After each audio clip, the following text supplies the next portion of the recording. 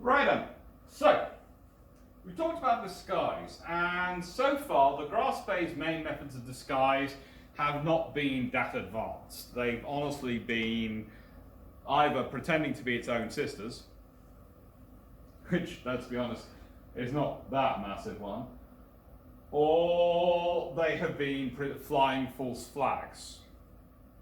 Langsdorff, though, realises this isn't going to last him forever, that he's going to need to do something.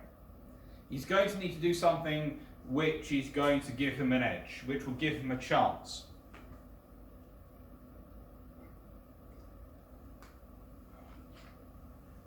The question is what? What can give him a chance? What can give him an edge? So this is why meeting up with the Altmark is so important. Because the Altmark is to get supplies. This is the Graf Spee. You'll notice prominently she has these huge turrets on the front. These big treble turrets on the front. The terrible trebles, these big 11-inch guns. The guns which mean that she's considered a pocket battleship. When, as I've said many times, she's actually a heavy cruiser and not always the best design of a heavy cruiser depending on perspective. But, please do note, the conical mast does look rather like the modern Type 45, and literally that's because if you want to try, and the Horizon frigate and a fair number of ships, if you want to get high up from the water to get your radar, your sensors as high as you can, to see as far as you can, that's the kind of mast you need to build. Same in the 1930s, same today. So this is what she settles on making herself look like. An American heavy cruiser, which also has treble guns. Honestly, I can't see much of a similarity, but that's what they're going for. It also has a single funnel, and it's at a distance. It has 3 turrets, so they only need an extra turret, all these sort of things. So that's what she's looking at. It's a nice enough ship. Would it have worked? Well, what is she trying to disguise herself against? That is the question. And that's why we bring in the whiteboard. I know, it's brilliant. It just appears magically.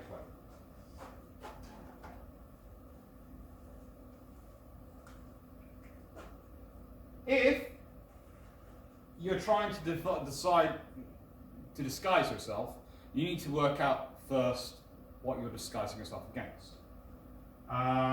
If you are in Master and Commander, you're trying to disguise yourself against a heavily armed French privateer, so it comes close. So you make yourself look like a merchant ship. If you're Langsdorff, you have a different problem. You're trying to disguise yourself primarily against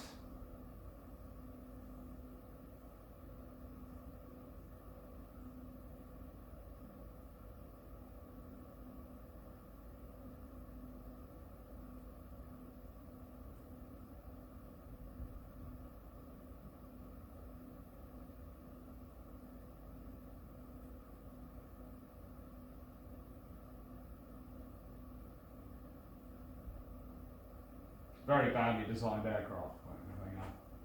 Let's go for a free prop. Yes, this is the kind of thing you come to university and see. Lecturers being able to draw very badly. Pilot. So, you're designing yourself against aircraft. Are they going to get close? No. They're going to be looking at you from a long way away. So, if you're over here, in your nice big ship, your mast, your gun, all these things going on, going to see you from up there. If he's looking at you from a long range and you've got a fake turret, you've got a fake funnel, you've got this, that, the other, you can make yourself look pretty different, and you only have to look different for long enough for a few minutes. You don't have to stand up close inspection, because the odds are the aircraft isn't going to come close to look at you if they write you off at range. And if you're going at full speed anyway, even a few minutes can buy you time to get away from pursuers. However, there is a problem which my bad drawing cannot make up for. Because if you are against an enemy which has enough aircraft, then what they might do is they might have multiple flights up there. This is the problem if the enemy have a carrier, or if they have a town-class cruiser which has multiple aircraft and the abilities to maintain them, or something of equivalency. Or in modern terms, has a lot of drones. Because you might be able to fool one at a distance, but the second, the third, the fourth flight, the more times they see you, the more times they're likely to come closer and inspect. So it's really only a short run thing. So my thoughts are, what is this disguise for? Is it for the River Plate? Is it its response to neutral zone being declared, to go in and be looking like an American ship in neutral zone? Or is it something else entirely?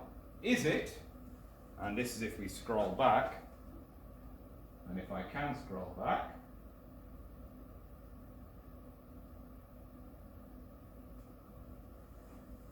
so this zooms away like magic.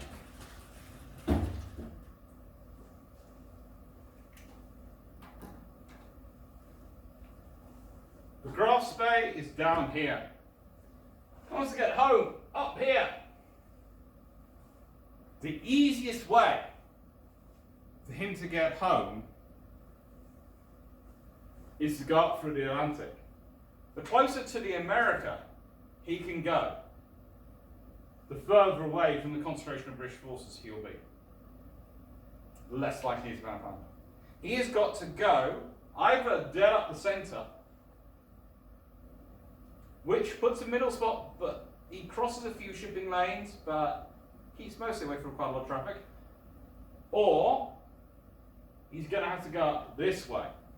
This way is actually safer, because whilst he might cross more shipping lanes, if he looks like an American cruiser, if he's able to pass himself for one of the local boys, he can get through safely. And it's all the American pan-neutrality zone. So if he goes up through this area, the British aren't going to be there. Then he might be able to get high enough up that he can come down. So I think the entire disguises, which they spend a lot of time talking about in the movie, but in reality I think get a bit wrong, are not about being a surface raider. They're all about getting home. A little sad, but makes sense.